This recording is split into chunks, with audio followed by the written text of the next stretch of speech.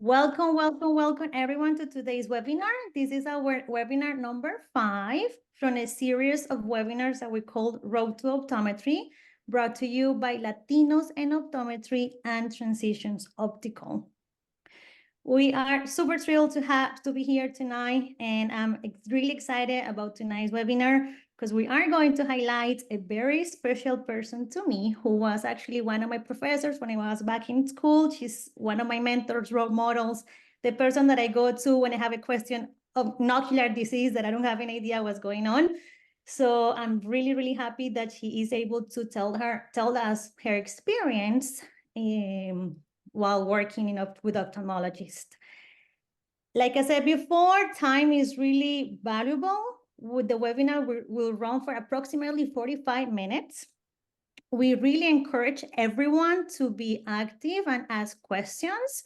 Anyways, at the end, we're going to try to have a Q&A in case we are not able to answer your questions throughout the webinar.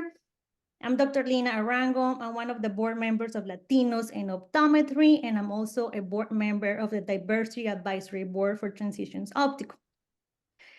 Let me introduce my co-host, Dr. Glenda Aleman, who's going to tell us a little bit more about Latinos in Optometry. Glenda. Thank you, Lina, and welcome everyone. We are so happy to have you join us. And as Lina said, I am also super excited for tonight's webinar because Dr. Diana Shechtman has been my professor. I was so fortunate that I had her teaching me about diabetic retinopathy when I was in school. She's been my mentor, my biggest supporter and cheerleader from day one. And I am so happy to that we have her today. So this is such a treat for you guys to get to hear her story and how she got to where she's at right now. So happy to have her. I'm almost jealous of the student that is interviewing her because that's how much I love her. So welcome, Diana. We love you and thank you for everything that you do for us, for the profession. And she really, truly embodies what Latinos and Optometry stands for. And we are an organization that we are here to support other Latinos. And our main goal is really to increase the number of Latino students coming into the profession because there is a significant gap between the number of Latinos optometrists. I mean, in general, in healthcare, there is a gap where the amount of practicing Latinos, it's very, very small compared to the amount of Latinos population. So with that in mind, this organization was founded by our dear friend, Dr. Diana Canto-Sims, who will be joining us later tonight. And the mission statement, Lina, can you go back to it? Of Leo is, as the leading voice of Latino eye care, we provide education, mentorship, leadership to better serve the Latino community. So that is our mission. And our vision is to increase the number of Latino optometrists and empower the eye care community with resources to better serve Latinos. So if you are not from a Latino background, but you work in a Latino community, everybody's welcome. So whether you are serving the Latino community or you are actually a Latino, we are here to serve you and to provide you with resources so that you can better serve our Latino communities. We have specific goals, and some of those goals, as I mentioned before, is to increase the number of Latinos in optometry schools. We want to provide resources and communication for Latinos in optometry. We also want to provide resources and communication for the eye care practitioner who serves the Latino community and be a conduit between the Latino community and the eye care industry. We also eventually are going to work on providing CE credits for optometry. So these are our goals. And one of the ones here that is very important is that we want to be the voice of Latinos. So increasing the Latino representations when we go to conferences and speakers panels. I am so proud that I am Latina, but usually when I'm standing in a group full of speakers, there's really not that many Latinos. So that is one of our goals, is we want to see more Latinos representing us in the panelists and in all these conferences. These are our board members. So tonight here with us is Lawrence Chavez. Thank you, Lawrence, because he takes care of all the background here to put together the webinar. Dr. Diana Cantu Sims, she is the founder of this group. We also have Howard Purcell, Dr. Hector Santiago, myself, and my dear friend Karen Carrasquillo, and as well as Lina and Diana Shechtman, who are here tonight. I also want to welcome Arlene Segovia. She is the representative from Transitions, and without her, this would not be possible because they are the official sponsor for Road to Optometry. So welcome, Arlene, and thank you for everything that you do. Tonight, it is my pleasure to introduce one of the students who is going to be interviewing Dr. Diana Shechtman. Daniela Oyola is a fourth-year student graduating in May, so congratulations, Daniela. And she's graduating from the University of Incarnate Word in San Antonio, Texas.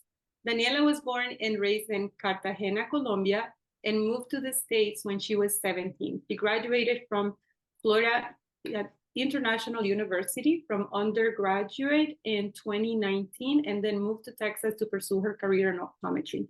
During her free time, she loves to exercise, watch shows, and tries new restaurants. Daniela looks forward to graduating and starting her residency in ocular disease. So Daniela, you are interviewing the right person for you because there is no one better with ocular disease that I know of than Diana Shechtman. So without further ado, Daniela, I'll let you take it from here.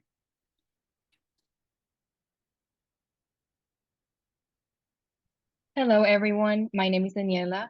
I have the pleasure to be interviewing one of my heroes, Dr. Shechtman. I had the opportunity to work with her just for the summer last year, and I learned a lot from her just in that short amount of time. And she really inspired me just to keep pursuing and working hard and doing my residency in ocular disease. I have a couple questions for her. The first one being, what made you choose optometry? But before we go into that, let me go ahead and talk a little bit more about her, that what we have in here. So Dr. Shechtman obtained her Doctor of Optometry degree from Nova Southeastern University in 1998 and completed an ocular disease residency at Fox Medical Center in Miami in 1999. She's currently the consultative optometrist at eye centers of South Florida, where she continues to practice full scope medical optometry. She also serves as an adjunct professor for a number of colleges of optometry through her participation in the externship educational programs. And Daniela, as you know, I think the CV needs a little bit of a update on there because that's about 6 months old. I do work at ophthalmology, and I work at Retina Consultants of Miami. So I'm gonna go ahead and ask her a couple of questions. Dr. Shechtman.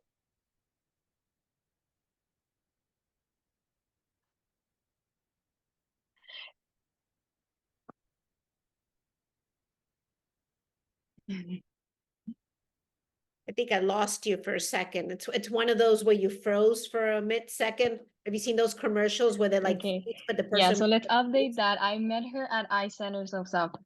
That's where I met her. So, Dr. Shechtman, what made you choose optometry? Can you tell us a little bit more about the road that you had in optometry?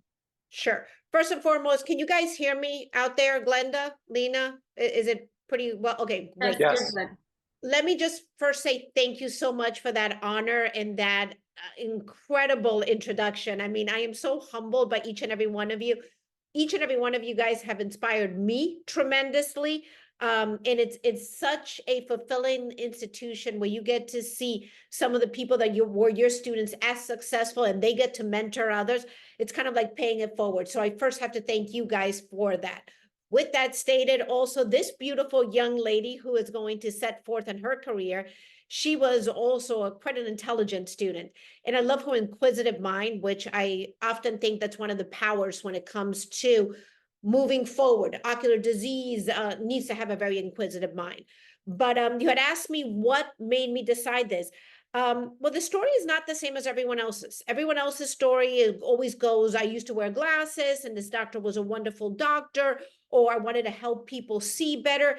In my perspective, it really was from the beginning, I always enjoyed putting puzzles together and putting entities together. And Daniela, you know, you've worked with me. One of the key things that I've always told you about understanding ocular disease. Do you recall what it was? Well, I guess I wasn't that good of a teacher back then either.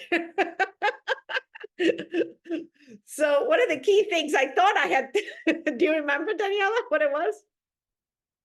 Just shout it out. I'll correct it if it's wrong. Her audio is not working. Or her audio is not working. Do you want a sign language? A, B, no? Okay, we'll go with that. So with her perspective, one of the things that I always and often tell my students is you always have to understand pathophysiology, understanding what you are looking at when it comes to disease. And that curiosity of being able to look at the back of the eye, being able to look at vasculatures exposed and putting all that together into a systemic condition, that's what really fascinated me. And that's actually why I joined optometry. Within optometry field, it is a variety of different entities and things that you can do.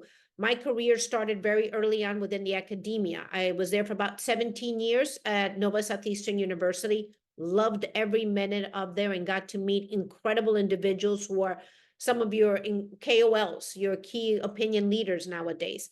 Shortly after, I joined indirectly working with industry. I did some work with research and I became a speaker for a period of time. And then once my career kind of ended there, due to the fact that I set off in a sabbatical in an ophthalmology practice, retina macular specialist at that time had asked me to join them, which I thought to myself, why would you ever want an optometrist here? But they really kind of saw the value of collaborative care. I ended up starting my last decade within the career of optometry and ophthalmology. So one of the things I love about optometry as well, besides the essence of looking at the back of the eye and being able to put the puzzle together, it's the collaborative work and the fact that it's variable. And where you start today may not be where you go next step. So I think that's a wonderful perspective, is the fact is you can actually help people in so many different ways.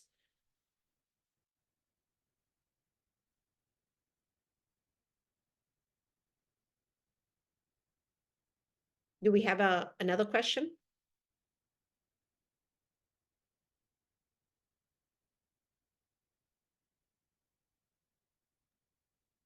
Looks like she's having trouble Okay, with her audio. Daniela, can you hear us? maybe we can text It's her. muted.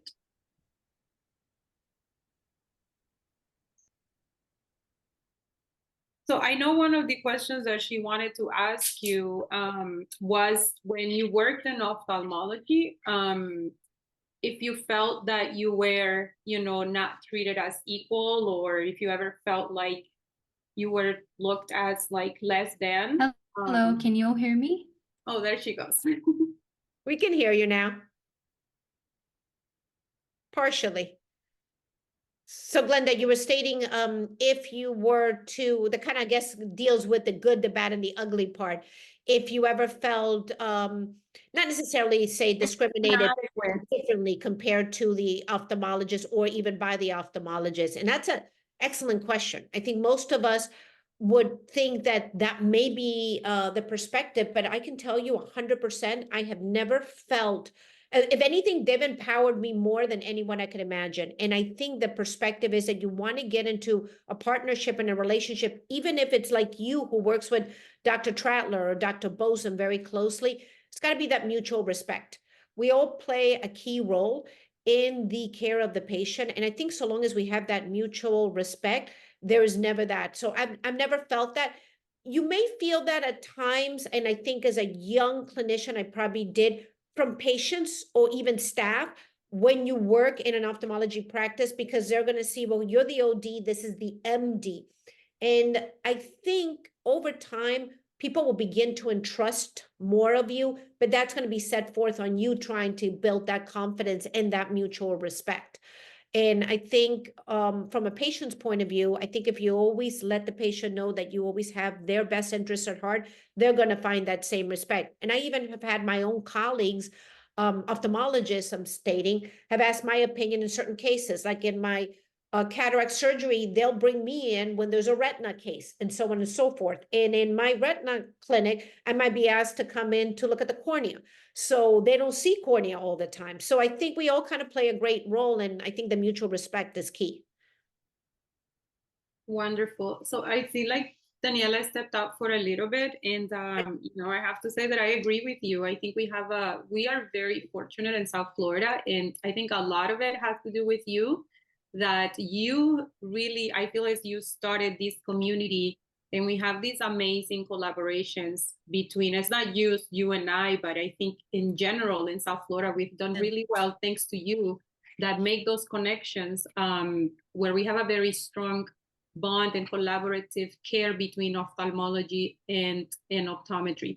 So this lecture or this webinar it's titled "The Good, the Bad, and the Ugly." So that was, I guess, the ugly. What would you say is the best part of working with ophthalmology? No doubt the collaborative care.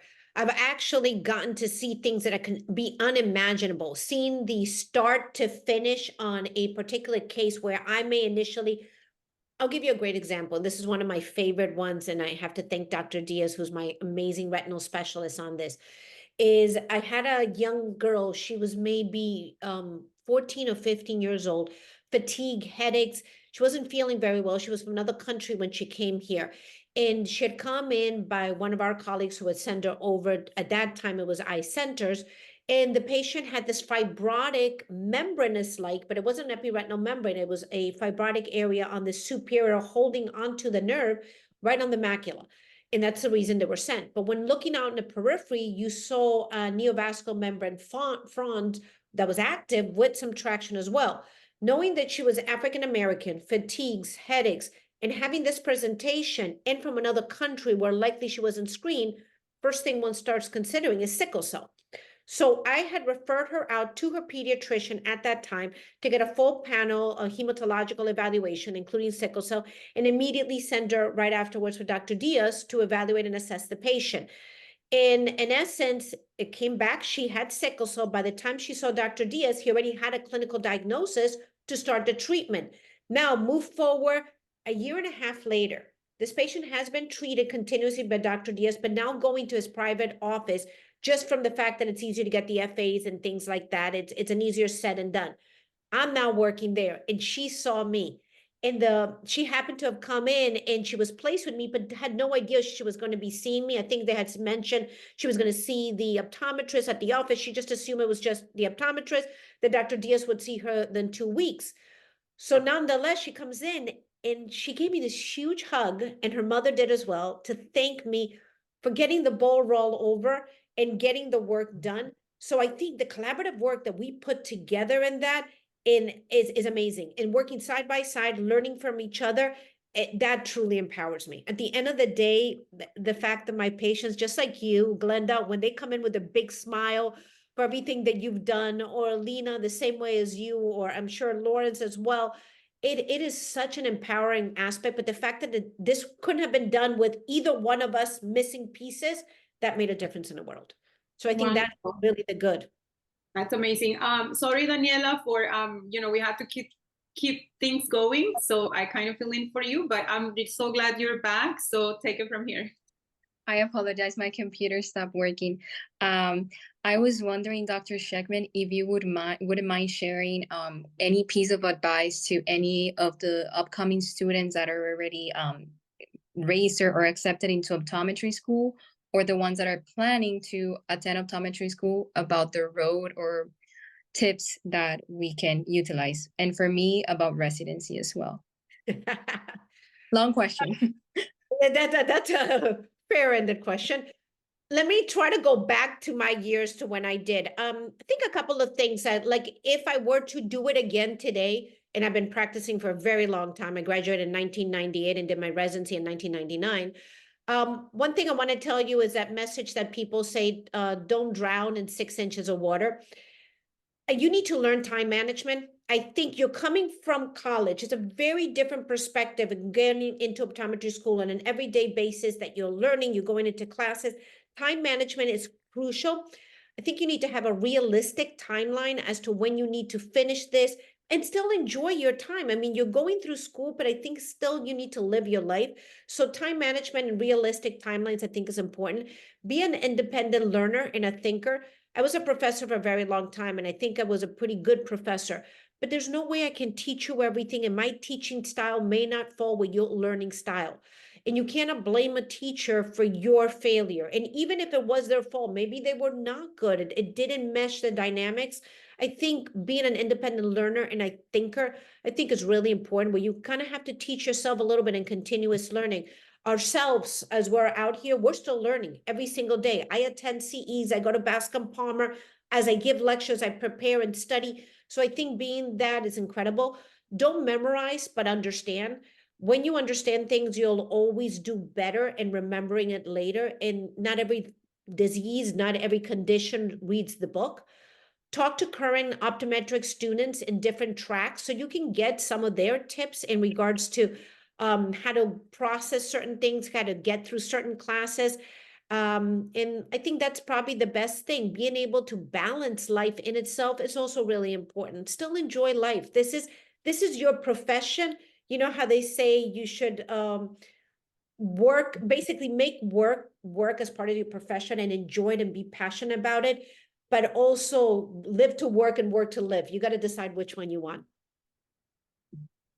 Thank And I you. would say the same thing for the residency as well. But as a resident, I think you're going to have to remember, you come in, you're not going to have all the answers, and that's okay. And you're going to now have people under you that you're going to be teaching. Remind yourself that you were one of them. Don't come in with such a strong attitude that I need to prove that I'm so smart and I know all the answers. It's okay to be humble. And at the end, I think they'll appreciate it that much better.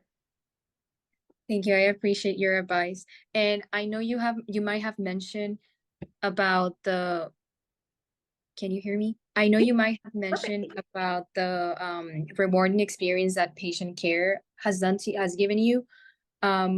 Can you give us or tell us more about what's the main highlight of you being an optometrist? Just overall being an optometrist? I Mhm. think the main highlight of me being an optometrist is the fact that I truly and really make a difference in people's lives. And I honestly feel that way, but that in itself empowers me. It's never really about me. It's truly about them. And when you make a difference in someone's life, whether you give them the prescription so they could potentially see, helping them out with a red eye, and sometimes it only takes listening to them. It isn't the speed of getting through an exam. You worked with me, you know how I got to get to know my patients. And that really gets me so much more empowerment than always having the perfect clinical diagnosis. And sometimes you don't know the perfect diagnosis, but you're still going to do right by the patient. So I think they're the ones who really drive me to do what I do every day. And making them better and forming that relationship, it really truly is something that I aspire to be better at. Yeah, and just to add on to that, now I remember you would always tell us as your students, always do right by the patient and you'll be good with me. So we always did that with Dr. Shechtman. And I agree. I think it's very important to always listen to the patients. I don't have a lot of patient care experience, just what the school has given me. But it's always shown to me that that's the most important aspect of us being doctors. Another question, I don't know if you might have mentioned when I was already out, is Sure. it what is the best, I am so sorry, what is like the best experience or best case that you can give to us as an example? We did talk about a case there as an example, but there are so many others. I mean, I can tell you, we had a case that we had shared with an amazing doctor who had referred a questionable abnormality within the iris and in the back of the eye. And myself and Dr. Lowell had played a role in that. And I tell you, that patient still goes back to the original doctor who made that difference and basically started the cascade to where the patient needed to go to ultimately get the management plan. And being honored to be part of that patient and that story makes a big difference at hand. It's not always about saving someone's eye. It's not always about making the right diagnosis. It's about changing people in the way they perceive certain things. And I love that. And I think working with other doctors to kind of cognitively and stimulate your minds. You were there when I would speak to Dr. Montenegro. We would run cases with each other or run cases with you guys. And I think that stimulation really does help to ultimately think outside of the box. And in like a case that you have like either a bad encounter with a patient, how would you happen to manage that as a doctor? I've been challenged plenty of times. It isn't always perfect. I've had patients who come in and it's like, I don't want to see the optometrist. Well, my ophthalmologist is not here right now. I could reschedule, but you're here. So I oftentimes try to win them over to build that trust. I think that's the key thing. They come in with a preconceived notion that you're just an optometrist, that I'm here to see an ophthalmologist, or you're not the one. And all of a sudden they feel cheated. So I think by standing a little bit back, don't force yourself like, oh, you're empowered down here, but standing a little back and understanding, you know what? I need to build this trust and I'm going to take my time to do so. Hey, you're here right now. Let me at least collect some data. So when you do see the doctor, everything is set for you at hand. I promise you, anything you feel uncomfortable, we will stop. Taking some time to explain the patient, the situation of what they have. They like to be a role of their own management plan. So educating patients, I think, makes a big difference at hand. But in a short term, I think building that trust, and because oftentimes, and also remember that they're scared. Sometimes their reaction at you may not be at you, it's at the situation. They're blind. I've had patients cry, I've had patients yell, I've had patients been upset. It's all emotional perspective. Bring them back to the situation, try to address their concerns, and remember that we're human. I think that's important too, because not to like that's like I'll keep that with me just for now on and on to my residency as well. Just not to take things personal and just go by what the patient is saying and listen. And on the other hand, I am gonna be doing a residency in ocular disease, and I know I'm gonna be working with thank you. In a lot of with a lot of ophthalmologists, how would you manage a situation or a scenario where the ophthalmology is not optometry friendly? Be there to learn. Take time to seize as much education as you can for them, and make them aware of what you're good at. Even if it's just you being able to listen to the patient when they're just in a hurry and they want to get through the exam. When I was working at Eye Center, sometimes I got called in to deal with the quote unquote challenging cases, if you will, or I got referred the challenging cases. It wasn't challenging from the perspective of a diagnostic modality or a management plan. It was more the patient was challenging.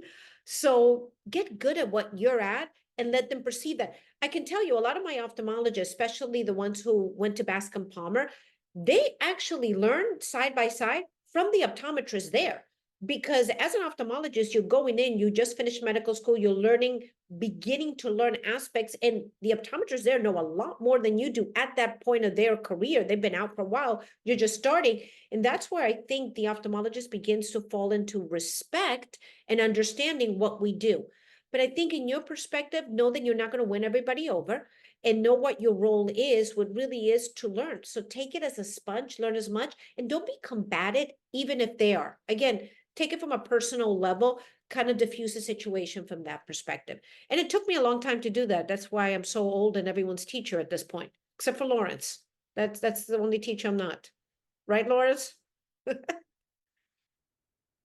Still very grateful that I That's got right. the amazing opportunity of being your student.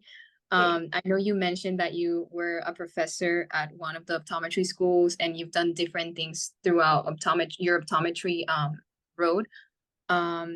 Since you have done all of that different managing situations, what would you say, I know you're doing now ODMD, what would you say has been the most rewarding of them all? Being a professor, being in private practice, or? I think they all were rewarding in their own way, because I think the person that I am today is because of my experiences in the past. Obviously, I enjoy this right now the most because that's what I'm embedded at. If I wanted to go back to university, I would.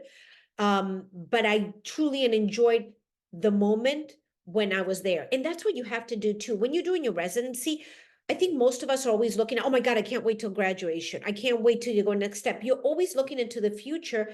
You got to take a step back and enjoy the moment. You don't know what the future holds. You ask Steve Jobs, who was probably working every day of his career. Once he got cancer, he thought back and said, God, I wish I could do this a little more. I can enjoy more time with my kids. I could have done this or that. So I think you need to enjoy that moment for what it's worth and embrace it for what you can. And if it ends up being not the best fit for you, remember that you're not married to this. I've had 3 separate careers for different reasons, and it's fantastic to be able to move forward. One thing I want to tell you, I think you had asked me before some of the tips, because I think this kind of brings up some of these situations. When you're a resident, you're going to have other residents involved. And I think a lot of times it is just human nature for us to compare to one another. And I think you need to never do that. You are your own individual, whether you're a Latin woman or you're a white male, whomever you are, you should not compare yourself to others. Remember that it may seem that they're perfect in their own way, or they may be good and they may have their own issues and concerns. So no one truly is perfect. I think you should always embrace your uniqueness.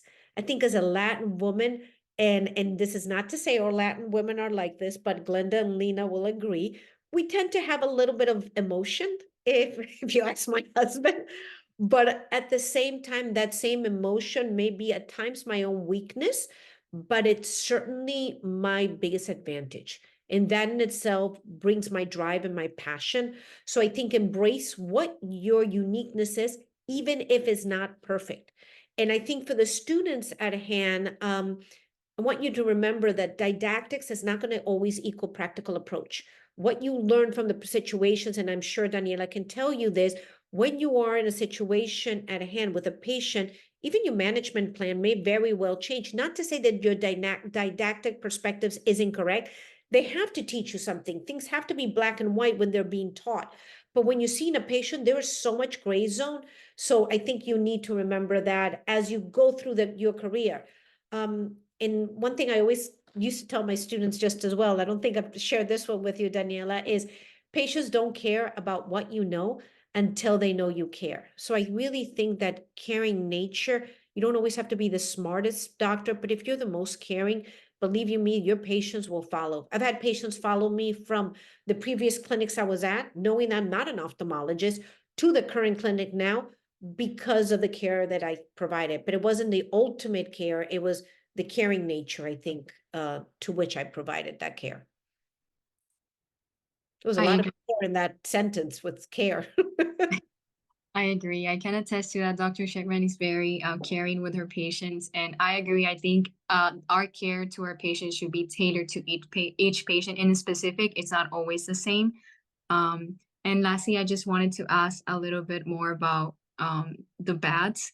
Is there any particular situation that you would have like doubted yourself in the career that you don't mind sharing with us? Doubt myself, maybe really early on when, and I think I told you this, not my career, but it was during academia, my first exam, one of my first disease exams was like a horrible, it was like a 57. I failed it royally. The examination was 50% percentages. You know, what percentage of lattice will lead to an RD? What percentage of holes? And I was not prepared, nor that I memorized any aspect of that, and I failed. So at that time, it was probably one of the first times I had failed, and I was now in optometry school and thought to myself, man, I'm not going to make this. But I took that opportunity to make myself better, and I think that shaped me to who I am today. I read the books. I read the Gas Bibles. I read the Spalton's books. And then throughout my career now, I think because of the fact that I work side by side by ophthalmology, I think I owe it to my patients to be my best. So I think it's a constant learning. I am my biggest critic. I am probably a bigger critic than anyone that can be to me. But in and of itself, I think that drives me forward because it keeps on pushing me to move. It's that dopamine that gets you into that future perspective as opposed to the endorphins, which is the now part. I would love to hear from any of the people on the chat. I know they just got a chat in here for the Q&A. Does anyone have any questions in particular? I'd love to answer anything. So Dr. Shechtman, there is a question that says, any tips for the third year optometry clinic? Any tips for the, are they going to Nova? Any tips for the third year? So one thing is, I think the biggest problem is going to be efficiency. You're going to be doing these like 3.5-hour exams. The patient's going to be exhausted. The teacher's going to be exhausted. You're going to be exhausted. So I think as you start doing some of the examinations, I know you're trying to perfect everything at hand. And you need to learn that because you're going to need to learn the procedures. But as you're doing that, start picking up a little bit on efficiency and a little bit on speed. For example, when you have certain things at hand, if they're truly normal, you don't have to write them all down. You know, you can come back and write everything or just write down the abnormality and then set yourself forth on there. You'll start getting into a flow. Be patient with yourself. It's going to take time. And if your teachers criticize you, which they will, because they probably forgot what it's like to be you because you're only a third year, remind yourself and remind them that you are also only a third year, so you are allowed to make mistakes, and it's okay to make mistakes now. Rather you make them now than later on in your career. So be patient with yourself as well.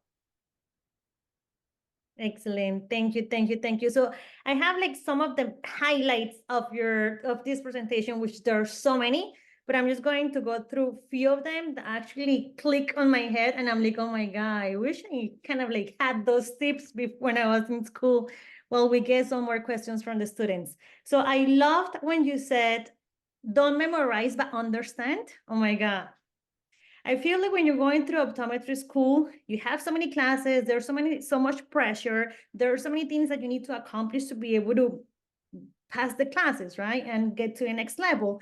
And that's a really good tip. Thank you for that. Because definitely if you understand what's going on, then you will be able to apply it later on in your career. Mm-hmm. But I think we all make that mistake of memorizing things just to try not to fail. And the other highlight is okay to be humble. Love it. It's okay to be humble. Even if we don't know what's going on, it is okay to say, because we are humans and we're not expected to be perfect. Always be right by the patient. Definitely something that all of us have to apply in our daily life, work life activities. Same for the students. Never compare to others. Embrace your uniqueness. As Latino or any other ethnicity, very important. And like you said before, as a tip as well, time management, being realistic with your own goals. So definitely, Dr. Sherman, so many things to learn from you. Thank you so much for your time, and thank you so much for all of your experiences. So we have. So welcome back, Diana Canto. Hi, everyone. I think Taurus wanted to know if there was any conferences or events that I personally will be attending. As for me, I definitely always attend Optometric Divas. Glenda will kill me, the couple that I missed, but I will be at the next Optometric Diva. As far as international congress, scleral lenses is not my forte, unfortunately, because of what I've done in my career for so long over the last decade. I'm not very good at refraction. I hate to admit it. I was really good. I actually taught the course of refraction back in the day, but nowadays scleral lenses, refractions, that's not really my forte. I used to do quite a bit of traveling. I will be lecturing at the FOA as a favor to Iveric Bio because of the injections for GA. I will be going to Nashville, and then I will be doing most of the stuff that I now do as far as conferences is here. I'm in charge of a director of Gold Coast in January, and I'm also do a lot of different webinars throughout. So if any of the students ever want to be part of any of my webinars that I'm part of, whether I'm lecturing or I'm helping direct, I will always get you a free code for you to get on there. And it's a wonderful perspective because most of the ones I do always collaborative care with ophthalmology. So I think it's a great thing to learn, and they're being given with CE, CME. So I will give those free codes to get into any of those. So Can I? students sorry. reach you, Dr. Shechtman? Yeah. How can the students reach you if they need to ask you a question? Or... Email. Reach me my email. I'm really good by email. My phone's a little tougher, and I'll tell you why. Glenda and Lena know this. Because I am in a referral institution, I get about 68 texts a day. So I'm always having to answer, and these are important patient care, but I don't want to neglect yours. So since yours may be just more or less a question that I can have a little time to myself, I will answer all my emails within that day. So it's Diana She, DIANASHE at Comcast.net, COMCAST.net. And I'm also on Facebook and Instagram. You're more than welcome to look me up. I don't usually delete friends. I've been trying to, and they still come back. So I'm just kidding. I will be happy to I share some social media and some aspects of education in there as well. Thank you. Thank you, thank you, thank you. Let me just see if we have any other questions. Okay. All right, I think we're good. Hi, Diana Cantosin. Welcome, welcome. Always looking gorgeous. Seriously, you live under a hairdresser and a makeup artist. I need to live. She always looks amazing, that woman. Does. Welcome, everyone. I am so happy to see everyone here. I do want to do a shout out for if you're attending Vision Expo West, that's going to be in Vegas. We are planning to celebrate Hispanic Heritage Month with Latinos in Optometry in a panel about cultural competency. So if you're heading or you're planning to head to Vision Expo West, join us. The panel will be at the bridge, and we'll have more information on our website, and make sure that you are a member so that you get all of our news and updates. Welcome, everyone. Thank you so much for coming. I'm so excited to have everyone here. Thank you all of you for joining us tonight. We really hope that you find this webinar informative and valuable. I think you did. Remember that knowledge is power, but action is what truly brings about change. We are Latinos in Optometry. We are here to help you. We are a resource for all of you. If you have any questions after this webinar, please feel free to contact us at Latinos in Optometry, Instagram, website, email. Stay connected with us when we look forward to seeing you in our future webinar. Our next webinar will be in July 10, so 2 months from now. So thank you, everyone, and have an excellent night. Thank you, everyone. Bye, Thank everyone. you.